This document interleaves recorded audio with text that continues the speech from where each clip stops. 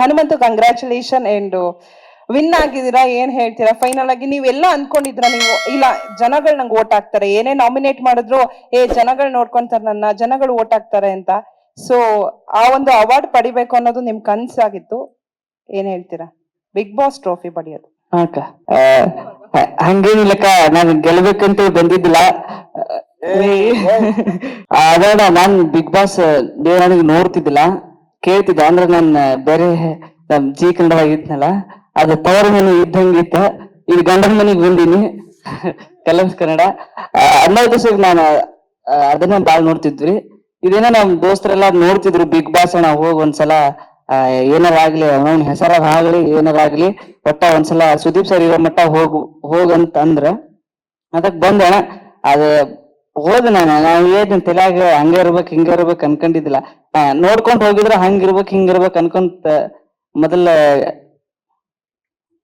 ತಲೆಯಾಗ ವಿಚಾರ ಮಾಡ್ಕೊಂತ ಹೋಗಿದ್ದೆ. ನಾ ಹಂಗ ಹೋಗ್ಲಿಲ್ಲ, ಏಕೋಭಾವದಿಂದ ಹೋದೆ. ನನಗೆ ಏನ್ ತಿಳಿತೈತೆ ಅದನ್ನ ಆಡ್ದೇಣ. ಎಲ್ಲಾ ಚಲೋ ಆಗೈತಿ. ಎಲ್ಲಾ ನಿಮ್ಮ ಪ್ರೀತಿ ಆಶೀರ್ವಾದದಿಂದ ಈ ಕಪ್ ಗೆದ್ದೀನ್ರಿ.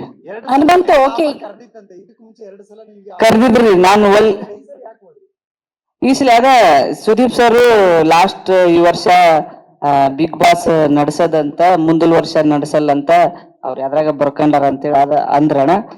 ಹಂಗಾಗಿ ನಾನ್ ಬಂದಂಗ ಈ ಸುದೀಪ್ ಸರ್ ಇರೋ ಮಟ್ಟ ಇದ್ದಾಗ ಈ ಶೋ ಹೋಗ್ ಬರೋಣ ಅನ್ನೋದು ಆಸೆ ಇತ್ತು, ಅದಕ್ ಬಂದಿದ್ದೆ.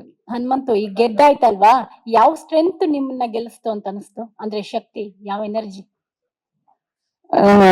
ಬಿಗ್ ಬಾಸ್ ಮನೆ ಊಟ ಗೆಲ್ಸೈತ್ರಿ ಸರಿ, ಈಗ 5.5 ಕೋಟಿ ಜನರು ನಿಮ್ಗೆ ವೋಟ್ ಮಾಡಿದ, ಆಲ್ಮೋಸ್ಟ್ 5.5 ಕೋಟಿ.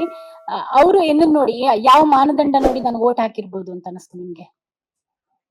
ಅಂದ್ರೆ ನಾ ಆಡಿದ ಆಟ ನೋಡಿ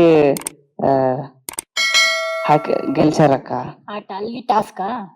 ಟಾಸ್ಕ್. ಲೇಟೆಸ್ಟ್ ಹಾಗೂ ಇಂಟ್ರೆಸ್ಟಿಂಗ್ ಸುದ್ದಿಗಳಿಗಾಗಿ ಬಾಸ್ ಟಿವಿ ಕನ್ನಡ ಚಾನೆಲ್ನ ಸಬ್ಸ್ಕ್ರೈಬ್ ಮಾಡಿ, ಹಾಗೆಯೇ ಬೆಲ್ ಐಕಾನ್ ಪ್ರೆಸ್ ಮಾಡಿ. ಇದರ ಜೊತೆಗೆ ಫೇಸ್ಬುಕ್, ಇನ್ಸ್ಟಾಗ್ರಾಮ್, ಎಕ್ಸ್ ನಲ್ಲೂ ಮಿಸ್ ಮಾಡದೆ ಫಾಲೋ ಮಾಡಿ.